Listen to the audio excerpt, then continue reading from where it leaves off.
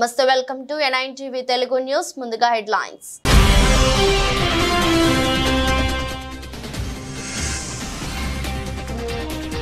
Telangana CM Revanth రెడ్డితో Japan రాయబారి భేటీ తెలంగాణలో పెట్టుబడుల అవకాశాలపై ఇద్దరి మధ్య చర్చ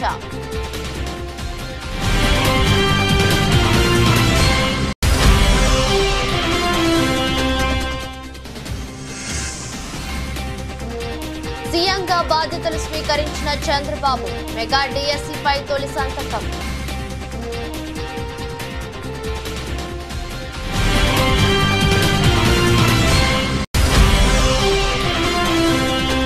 Sitarama project lift irrigation pump house 1 వద్ద పంపులను పరిశీలించిన డిప్యూటీ సీఎం బట్టి సాగునీటి పారుదల శాఖ మంత్రి ఉత్తమ్ ఆగస్టు 15 నాటికి గోదావరి నీళ్లను అందిస్తామని వెల్లడి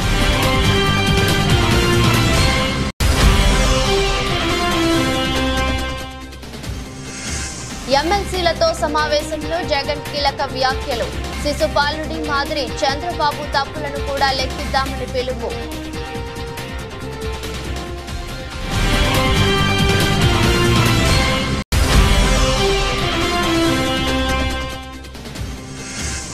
ఓడితే రాజకీయాల నుంచి తప్పుకుంటానన్న ఛాలెంజ్ పై అనిల్ కుమార్ ఆసక్తికర వ్యాఖ్యలు తన ఛాలెంజ్ ను ఎవరూ స్వీకరించలేదని వెల్లడి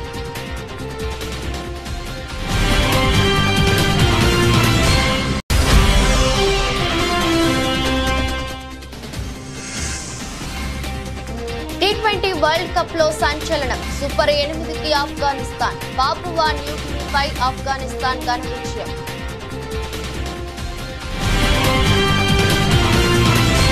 తెలంగాణ ముఖ్యమంత్రి రేవంత్ రెడ్డిని జపాన్ రాయబారి సుజుకి హిరోషి మర్యాదపూర్వకంగా కలిశారు ఈ సందర్భంగా తెలంగాణలో పెట్టుబడుల అవకాశాలు ప్రభుత్వ ప్రాధాన్యత రంగాలు ఉపాధి కల్పన తదితర అంశాలపై వారి మధ్య చర్చ జరిగింది ఇందుకు సంబంధించి సీఎం రేవంత్ రెడ్డి ఎక్స్ వేదికగా ట్వీట్ చేశారు జపాన్ రాయబారి మర్యాదపూర్వకంగా తనను కలిసినట్లు పేర్కొన్నారు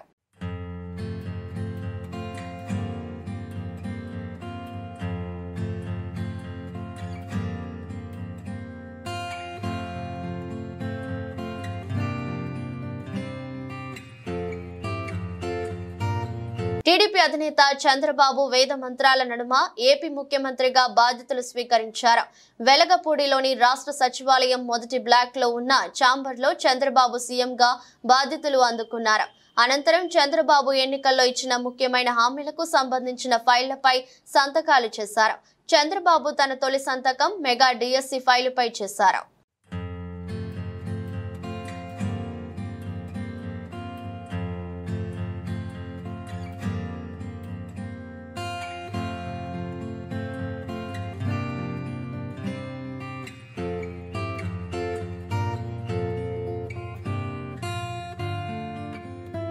కిషన్ రెడ్డి బండి సంజయ్లు కేంద్ర మంత్రులుగా బాధ్యతలను స్వీకరించారు కేంద్ర బొగ్గు గనుల శాఖ మంత్రిగా కిషన్ రెడ్డి బాధ్యతలు చేపట్టగా ఢిల్లీలోని హోంశాఖ కార్యాలయంలో కేంద్ర హోంశాఖ సహాయ మంత్రిగా బండి సంజయ్ బాధ్యతలు స్వీకరించారు ఈ సందర్భంగా కిషన్ రెడ్డి మాట్లాడుతూ మోదీ హయాంలో కోతలు లేకుండా విద్యుత్ ను అందిస్తున్నట్లు చెప్పారు అధికంగా బొగ్గు ఆధారిత విద్యుత్ ఉత్పత్తి జరుగుతోందన్నారు ఇతర దేశాల నుంచి మనం బొగ్గును దిగుమతి చేసుకుంటున్నామని తెలిపారు మున్ముందు దిగుమతిని తగ్గించి దేశీయంగా ఉత్పత్తిని పెంచుతామన్నారు ఖనిజాల అన్వేషణ తవ్వకాల ద్వారా ఉపాధి కల్పనకు కృషి చేస్తామని బొగ్గు గనుల మంత్రిత్వ శాఖల అధికారులతో ఒక బృందంగా నిబద్ధతతో పనిచేస్తామని కిషన్ రెడ్డి తెలిపారు బొగ్గు అండ్ గనులు ఈ రెండు డిపార్ట్మెంట్ సంబంధించి మంత్రిగా ప్రధానమంత్రి గారు నాకు బాధ్యతలు ఇవ్వడం జరిగింది ఈరోజు అధికారపూర్వకంగా ఈ బాధ్యతలు ఈరోజు చేపట్టాను మనకందరికీ తెలుసు దేశంలో విద్యుత్ లేకుండా పవర్ లేకుండా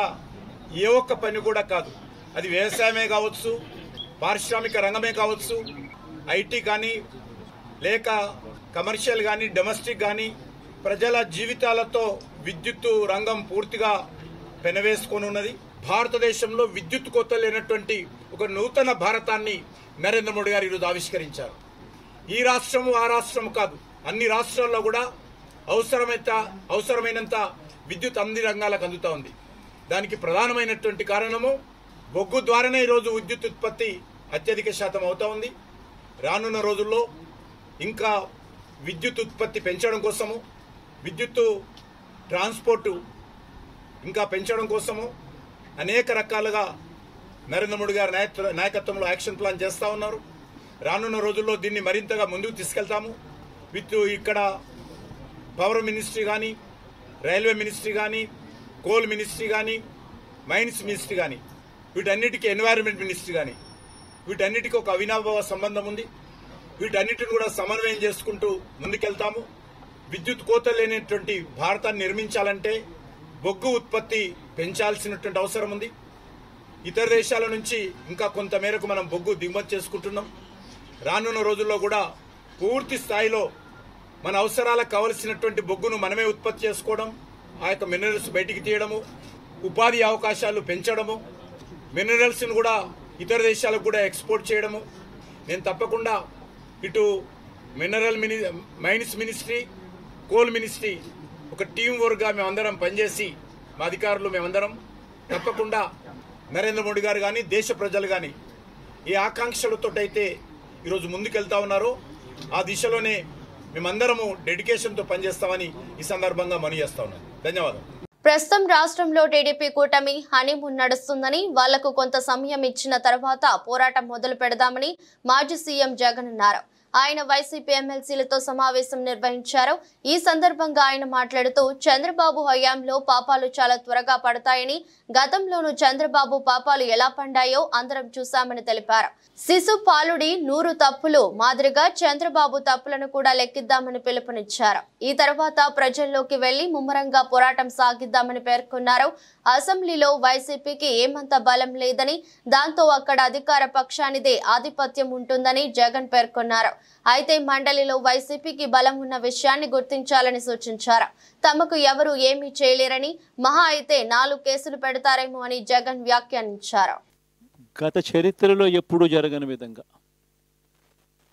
ఏకంగా 99% వాగ్దానాలు అమలు చేశాం.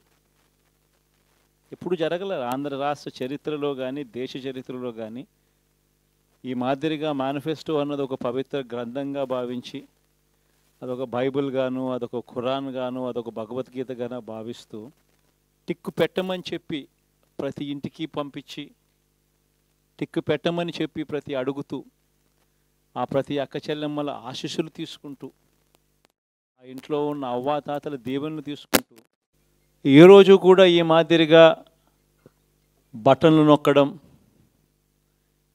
ఏకంగా 2,70,000 కోట్ల రూపాయలు ఎటువంటి వివక్ష లేకుండా, ఎటువంటి లంచాలు లేకుండా,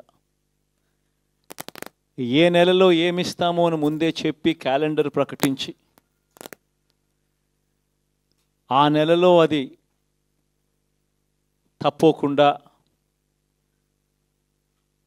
ప్రతి సంవత్సరం తూచా తప్పకుండా ప్రతి సంవత్సరం అది జరిగేట్టుగా చేస్తూ ఏకంగా 2,70,000 కోట్ల రూపాయల వివిధ పథకాల ద్వారా మాట తప్పకుండా జరగడం కూడా గతంలో ఎప్పుడూ కూడా చూడలేదు, జరగలేదు. ఇవన్నీ కూడా నేను ఏదైతే చెప్తా ఉన్నానో ఇవన్నీ ఎప్పుడూ చూడని మార్పులు, గతంలో ఎప్పుడూ జరగని సంస్కరణలు. విద్యారంగంలో అయితేనేమి, వైద్య రంగంలో అయితేనేమి, వ్యవసాయ రంగంలో అయితేనేమి, సామాజిక న్యాయం అంశంలో అయితేనేమి, మహిళా సాధికారత అంశంలో అయితేనేమి, గవర్నెన్స్ విషయంలో అయితేనేమి ఎప్పుడు జరగని చూడని సంస్కరణలను కూడా తీసుకొచ్చు. ఇవన్నీ నేను ఏదైతే చెప్తా ఉన్నానో ఇవన్నీ మనం చేసి చూపించి ప్రజల మన్ననలు పొందిన తర్వాతే ఎన్నికలకు వెళ్ళాం. ఎన్నికల్లో ఏమైందో తెలీదు. 5 సంవత్సరాలు కళ్ళు మూసుకుంటే చాలా అయిపోయింది. 5 సంవత్సరాలు మళ్ళీ 2024 నుంచి 2029 కూడా అదే మాదిరిగానే కళ్ళు మూసుకుంటే 2029 కూడా కళ్ళు మూసుకుంటే వచ్చేస్తుంది. ఆగస్టు 15 నాటికి ఎన్కూరు లింక్ కెనాల్ ను పూర్తి చేసి 1,20,000 ఎకరాలకు ఇంద్రమ్మ రాజ్యంలోని ప్రజా ప్రభుత్వం గోదావరి నీళ్లను అందిస్తుందని డిప్యూటీ సీఎం బట్టి విక్రమార్క తెలిపారు. సాగునీటి పారుదల శాఖ మంత్రి ఉత్తమ్ కుమార్ రెడ్డి, రెవెన్యూ మంత్రి పొంగులేటి శ్రీనివాస్ రెడ్డి, వ్యవసాయ శాఖ మంత్రి తుమ్మల నాగేశ్వరరావుతో కలిసి భద్రాద్రి కొత్తగూడెం జిల్లా అశ్వాపురం మండలం అమ్మగారిపల్లి వద్ద ఉన్న సీతారామ హెడ్ రెగ్యులేటర్ పనులను అక్కడ ఉన్న వ్యూ పాయింట్ వద్ద ఏర్పాటు చేసిన ఫోటో ఎగ్జిబిషన్ ను తిలకించారు. అక్కడి నుంచి Sitarama lift irrigation project pump house 1 వద్దకు చేరుకుని పంప్ హౌస్ పనులను పరిశీలించి అనంతరం పవర్ సప్లైను ప్రారంభించారు. ఆ తర్వాత పంప్ హౌస్ 3 వద్దకు చేరుకుని ప్రాజెక్టు పురోగతిపై అధికారులతో సమీక్షించారు. అనంతరం డిప్యూటీ సీఎం బట్టి విక్రమార్క మాట్లాడుతూ కేవలం 2,654 కోట్లతో పూర్తయ్యే రాజీవ్, ఇంద్రాసాగర్ ప్రాజెక్టులను సీతారామ ప్రాజెక్టుగా రీడిజైన్ చేసి 20,000 కోట్ల రూపాయలకు పెంచి గత ప్రభుత్వం ప్రజాధనాన్ని దుర్వినియోగం చేసిందని విమర్శించారు.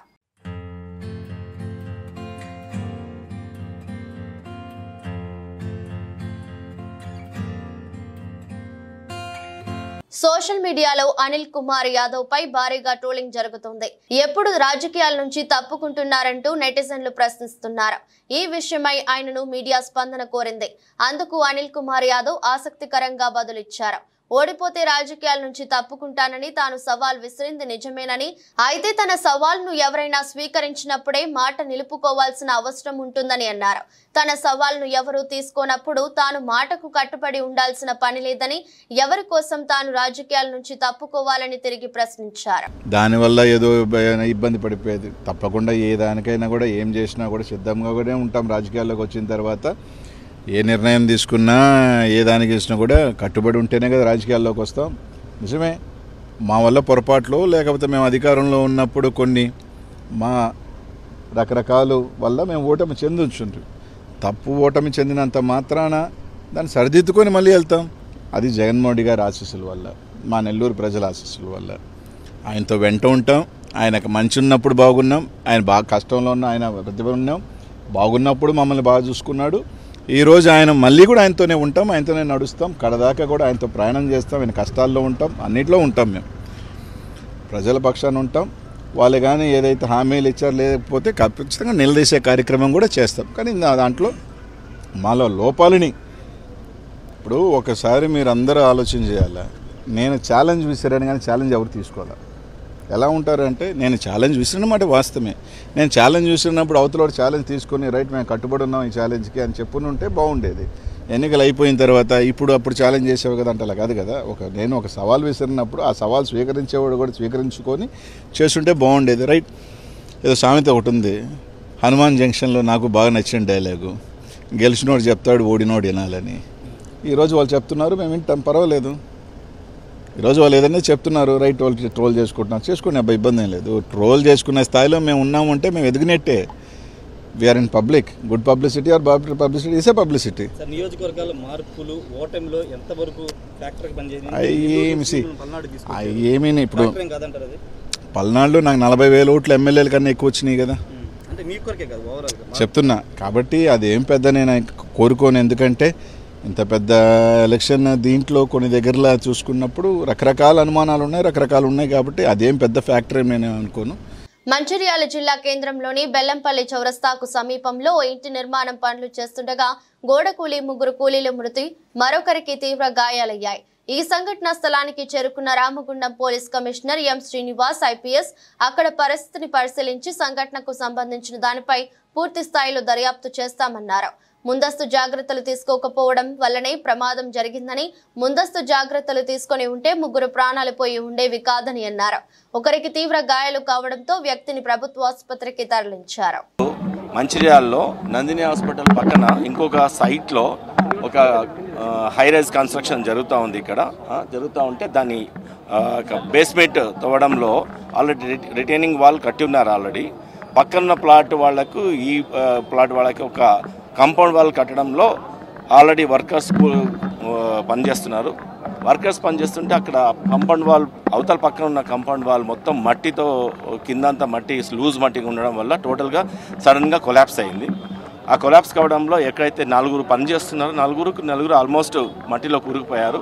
అతి కష్టమైతే ఒక అతను బయటికి కొన్ని దెబ్బలతో బయటికి తీయగలుగుతున్నాము. ఇంకా 3 మాత్రం కంప్లీట్గా చనిపోవడం జరిగింది. దాంట్లో ఈ యొక్క కన్స్ట్రక్షన్కి మున్సిపాలిటీ వాళ్ళు ఎలా పర్మిషన్స్ ఇచ్చారు, ఏ విధంగా పర్మిషన్ ఇచ్చారు, దాని యొక్క ఈ గైడ్లైన్స్ ప్రకారం ఇచ్చారా లేదా అనేది కూడా మేము వాకప్ చేస్తున్నాము. ఒక లాస్ట్ పర్సన్ని కూడా ఇక్కడ తీస్తున్నాము, రెస్క్యూ ఆపరేషన్ చేస్తున్నాము. అది తీసుకొచ్చి ముగ్గురు ప్రస్తుతానికి 3 చనిపోయి ఉన్నారు. ఒక పర్సన్ని రెస్క్యూ చేశారు. ఇట్లాంటి కన్స్ట్రక్షన్స్ ఎందుకు జరుగుతున్నాయి, ఎట్లా పర్మిషన్స్ ఇస్తున్నారు, ఈవెన్ కలెక్టర్ గారు కూడా చెప్పడం జరిగింది. త్వరలో ఇప్పుడు కలెక్టర్ గారు కూడా లేకపోతే అడిషనల్ కలెక్టర్ గారు వచ్చి విజిట్ చేయొచ్చు. వాళ్ళకు కూడా ఈ కంప్లైంట్ మేము రైజ్ చేస్తున్నాము. ఈ పర్మిషన్ లీగల్గా ఇచ్చారా కాదా, ఇది who is the person, and precautions తీసుకోకుండా ఈ కన్స్ట్రక్షన్ చేయడం వల్ల జరుగుతుందని తెలుస్తుంది. ప్రికాషన్స్ తీసుకుని అది జరగకపోయి ఉండొచ్చు. So will take legal action what ever the as per the law, and also will help the persons who are already victims. ప్రజలు నాయకుల అంచనాలకు తగిన విధంగా పనిచేస్తాను. ప్రజా సమస్యలను పరిష్కరించే ఏ ఒక్క అవకాశాన్ని కూడా వదిలిపెట్టను అని గ్రామీణాభివృద్ధి కమ్యూనికేషన్స్ కేంద్ర సహాయక మంత్రి డాక్టర్ పెమ్మసాని చంద్రశేఖర్ తెలిపారు. ఢిల్లీలోని స్థానిక సంచార్ భవన్లో కమ్యూనికేషన్ శాఖ సహాయ మంత్రిగా ఆయన బాధ్యతలు స్వీకరించారు. కార్యాలయంలోకి అడుగుపెట్టిన పెమ్మసాని సంబంధిత అధికారులు ఆత్మీయంగా ఆహ్వానించారు.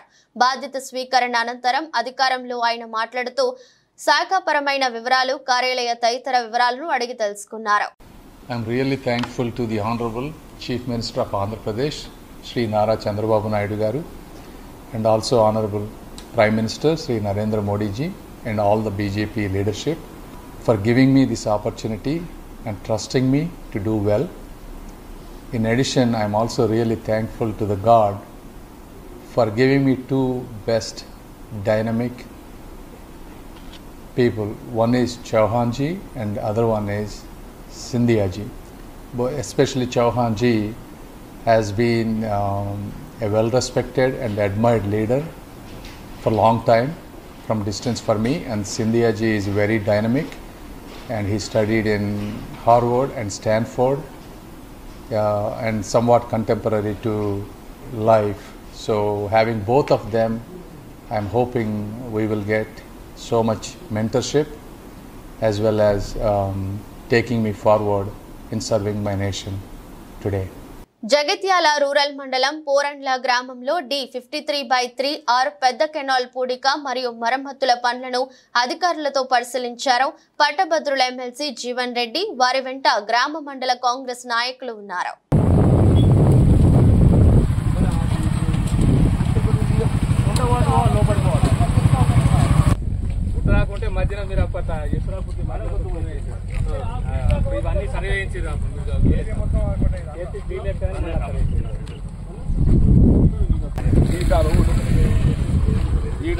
పొలాల పొండి కలిసి వెళ్ళిపోతుంది. మళ్ళీ చాలా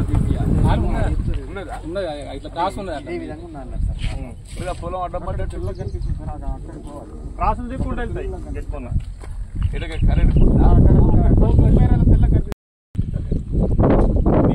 లోపల అయిపోవాలి. అది దిగుడు ఎక్కడ దాకా కాదు.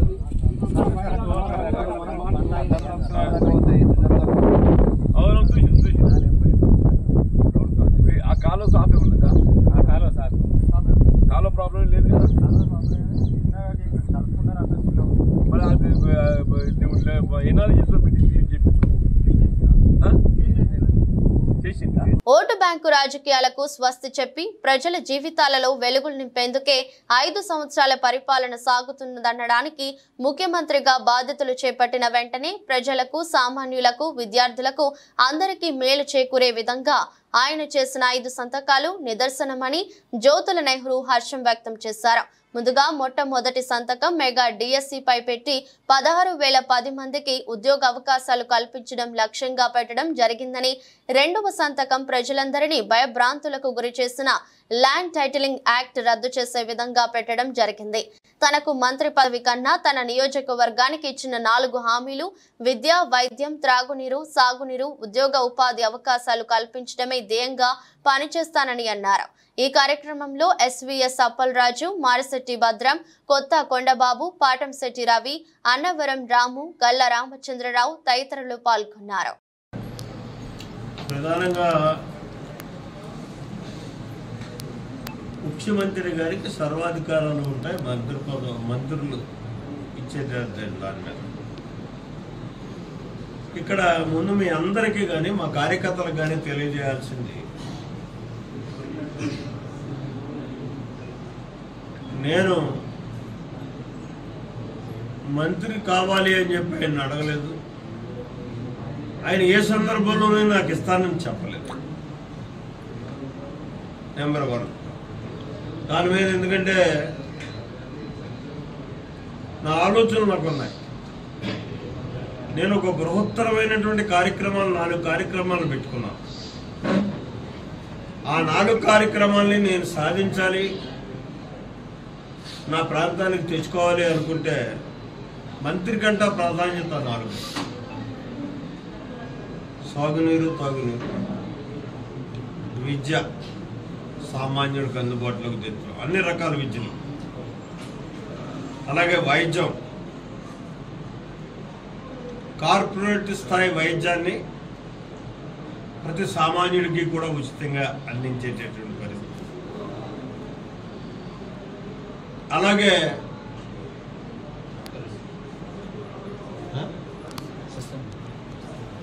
పరిశ్రమలు, 4 మండలాల్లో 4 పెద్ద పరిశ్రమలు లేవు. అంటే నిరుద్యోగ సమస్యని తగ్గించడం కోసం చేసే కార్యక్రమం. ఈ 4 వస్తే నా నియోజకవర్గం ఒక వెల్-నోన్ నియోజకవర్గంగా తయారవుతుంది. ఎన్నిక ఏదైనా కాంగ్రెస్ గెలుపుపోయే లక్ష్యంగా ప్రతి కార్యకర్త సమిష్టిగా కృషి చేయాలని, కార్యకర్తలైన ధైర్యమని, కష్టపడి పనిచేసిన కార్యకర్తలకు గుర్తింపు, గౌరవం వచ్చేలా చేసి కార్యకర్తల రుణం తీర్చుకుంటా అని పరకాల ఎమ్మెల్యే రేవూరి ప్రకాష్ రెడ్డి అన్నారు. పరకాల నియోజకవర్గ కేంద్రంలోని లలిత కన్వెన్షన్ లో కూడా చైర్మన్ ఇనుగాల వెంకట్రామరెడ్డి అధ్యక్షతన బుధవారం పరకాల నియోజకవర్గ కాంగ్రెస్ పార్టీ విస్తృత స్థాయి సమావేశం, వరంగల్ పార్లమెంట్ సభ్యురాలు డాక్టర్ కడియం కావ్య విజయోత్సవ అభినందన సభ కార్యక్రమం నిర్వహించారు.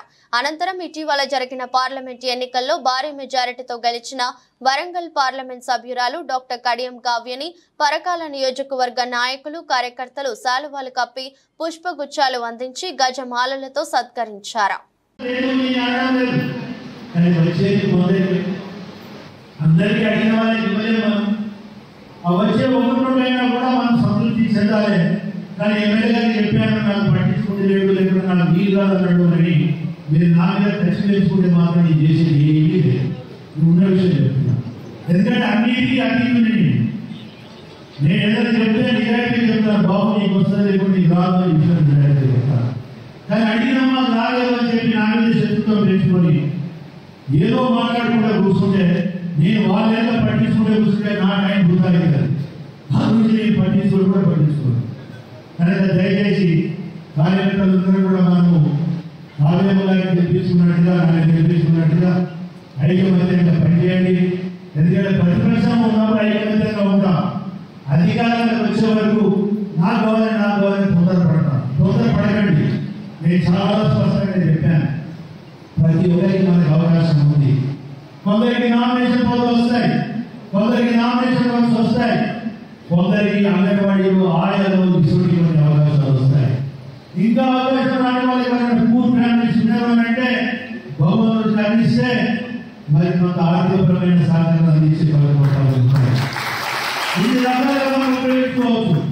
అంతేగాని ప్రభుత్వాలకు లోని కాకండి, మాయమండలం లోని కాకండి. నాకున్నది మాత్రం 4.5 సంవత్సరాల టైం అని చెప్పి రోజు అనుకుంటున్నాను. ఈ ఉన్న టైంలో 2 రోజులు నాకు ముందున్నాయి. నాకు పరకాల నియోజకవర్గాన్ని మన ఒక సోదరుడు రాశాడు పత్రికలలో, చూసే వార్తాపత్రికలను కూడా. మరి నర్సపేటలో ఉన్న మార్కి ఇక్కడ పెడతాలి చేసాడా లేదా ప్రకాష్ రెడ్డి గారు అన్నారు. 100% కొంత టైం మనకు 2.5 నెలలు 3 నెలలు డిస్టర్బ్ అయిన ఆలోచనలు ఉన్నాయి. ఉత్తరాంధ్ర తిరుపతిగా భాషిల్లుతున్న పెందుర్తి వెంకటాద్రిని విజయనగరం జిల్లా శృంగవరపుకోట ఎమ్మెల్యే కోళ్ల లలిత కుమారి రామ్ ప్రసాద్ దంపతులు దర్శించుకున్నారు. మూడోసారి ఎమ్మెల్యేగా గెలిచిన లలిత కుమారి రామ్ ప్రసాద్ కుటుంబ సభ్యులతో కలిసి వెంకటేశ్వర స్వామిని దర్శించుకుని మొక్కులు చెల్లించుకున్నారు. క్షేత్ర ప్రదక్షిణ చేసి ధ్వజస్తంభంకు పూజలు చేశారు. ఆలయ ప్రధాన అర్చకులు మహర్తి రామానుజాచార్యులు లలిత కుమారి దంపతులు పేరిట ప్రత్యేక పూజలు నిర్వహించి తీర్థ ప్రసాదాలు అందజేశారు. అనంతరం స్వామివారి శేష వస్త్రంతో ఆశీర్వదించారు. ఈ సందర్భంగా లలిత కుమారి మాట్లాడుతూ టీటీడీ బోర్డు మెంబర్ గా ఉన్నప్పటి నుండి స్వామివారితో తనకు అనుబంధం ఉందని, వెంకటాద్రి అభివృద్ధికి తన వంతు కృషి చేస్తానని తెలిపారు. వారి వెంట వియ్యంకుడు లాలం అర్జున, టీడీపీ నాయకుడు ఏడువాక వెంకటరమణ తదితరులు పాల్గొన్నారు. మావోయిస్టులు తమ మనుగడ కోసమే అనేక దుశ్చర్యలకు పాల్పడుతున్నారని భద్రాద్రి కొత్తగూడెం జిల్లా ఎస్పీ రోహిత్ రాజ్ అన్నారు. తెలంగాణ ఛత్తీస్గఢ్ సరిహద్దు అటవీ ప్రాంతాల్లోని ఆదివాసీ ప్రజలు మావోయిస్టుల చర్యలతో భయభ్రాంతులకు గురవుతున్నారని తెలిపారు. తెలంగాణ ఛత్తీస్గఢ్ రాష్ట్రాల సరిహద్దు ప్రాంతమైన చర్ల మండలంలోని పూసుగుప్ప అటవీ ప్రాంతంలో నివసించే ఆదివాసీలు తాము అడవుల్లోనికి వెళ్లాలంటే మావోయిస్టులు పెట్టిన మందు పాత్రల వలన ప్రాణహాని ఉందని పోలీసులకు ఫిర్యాదు చేయడంతో పోలీసులు అట్టి సందేహాస్పద అటవీ ప్రాంతాలను క్షుణ్ణంగా తనిఖీ చేయగా బూబీ ట్రాప్స్ బయటపడ్డాయని తెలిపారు. తెలంగాణ ఛత్తీస్గఢ్ రాష్ట్రాల సరిహద్దు ప్రాంతాల్లో నివసించి ఆదివాసీ ప్రజల సంక్షేమం అభివృద్ధి కొరకు ప్రభుత్వం కృషి చేస్తుందని, కావున ప్రభుత్వానికి సహకరించాల్సిందిగా ప్రజలకు పోలీస్ శాఖ విజ్ఞప్తి చేస్తుందని తెలిపారు. T20 వరల్డ్ కప్ లో మరో పెను సంచలనం నమోదైంది. పసికూన ఆఫ్ఘనిస్తాన్ సూపర్ 8లోకి ఎంట్రీ ఇచ్చింది. గ్రూప్ సి లో భాగంగా శుక్రవారం జరిగిన మ్యాచ్ లో పాపువా న్యూగినీపై ఆఫ్ఘనిస్తాన్ ఘన విజయం సాధించింది. 7 వికెట్ల తేడాతో గెలుపొందింది. ఫలితంగా ఆఫ్ఘన్ జట్టు సూపర్ 8కి దూసుకెళ్లింది. మొదట బ్యాటింగ్ చేసిన పాపువా న్యూగినీ జట్టు 95 పరుగులు చేసింది. క్లిపిన్ డొరిగా 27తో టాప్ స్కోరర్ గా నిలిచాడు. ఫరూకీ 3 వికెట్లు, నవీన్ ఉల్ హక్ 2, నూర్ అహ్మద్ 1 వికెట్ తీశారు. ఈ లక్ష్యాన్ని ఆఫ్ఘన్ టీం 15.1 ఓవర్లలోనే ఛేదించింది. ఈ మ్యాచ్ లో ఆఫ్ఘన్ బ్యాటర్ గల్బదీన్ నైబర్ 49 పరుగుల నాట్అవుట్ తో రాణించాడు. దీంతో గ్రూప్ సి నుంచి వెస్టిండీస్ తో పాటు ఆఫ్ఘన్ కూడా సూపర్ 8కి దూసుకెళ్లింది. వార్తలు ముగించే ముందు మరోసారి హెడ్లైన్స్.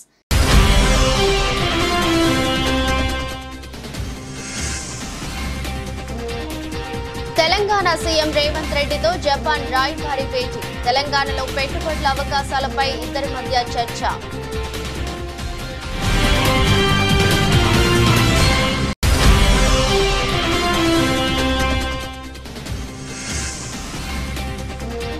సీఎంగా బాధ్యతలు స్వీకరించిన చంద్రబాబు మెగా డిఎస్సిపై తొలి సంతకం.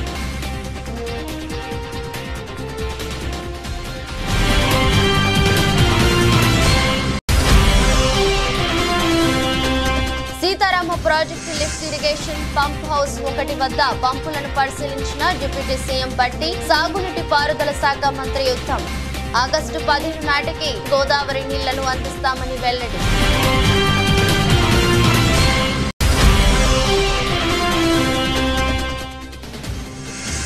ఎమ్మెల్సీలతో సమావేశంలో జగన్ కీలక వ్యాఖ్యలు. శిశుపాలుడి మాదిరి చంద్రబాబు తప్పులను కూడా లెక్కిద్దామని పిలుపు.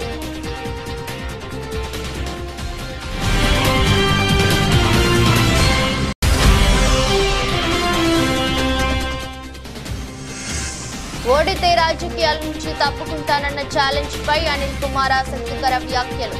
తన ఛాలెంజ్ ను ఎవరూ స్వీకరించలేదని వెల్లడి.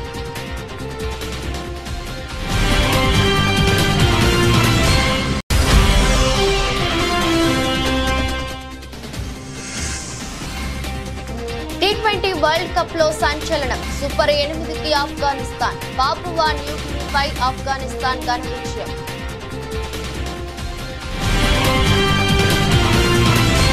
ఇదృష్టి బులెటిన్ మరో బులెటిన్లో మళ్ళీ కలుద్దాం. అంతవరకు సెలవు. నమస్కారం.